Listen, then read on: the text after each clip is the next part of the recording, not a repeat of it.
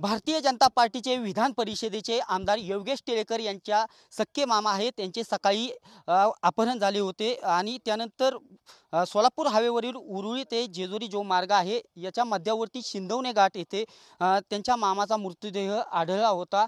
एकंदरीतच स्थानिक नागरिकांनी यवत पोलीस स्टेशनशी संपर्क साधल्यानंतर हा सतीश वाघ यांचा मृतदेह असं स्पष्ट झालं. त्यानंतर पोलिसांनी देखील या यांचा शोध घेण्यासाठी एकंदरीत 5 पथके तैनात केली होती, परंतु कसल्याही स्वरूपाचा शोध लागला नव्हता. नागरिकांनी ज्यावेळेस माहिती दिली त्यानंतर हा मृतदेह शिंदवणे घाटा येथे आढळून आला. त्यांच्या मृतदेहा शेजारी एक लाकडी काठी आढळून आलेली आहे. त्या लाकडी काठीनेच त्यांचा डोक्यामध्ये वार करून हत्या करण्यात आली असं तरी प्राथमिक माहितीत स्पष्ट होत आहे. एकंदरीतच त्यांचा आत्ताच शिंदवणे घाट येथून मृतदेह ॲम्ब्युलन्सने ससून रुग्णालयामध्ये नेण्यात आलेला आहे आणि पुढील तपास हे पोलीस करीत आहेत. कॅमेरा पर्सन आप्पासाहेब समी, दीपक कापरे, TV9 मराठी, शिंदवणे घाट, पुणे.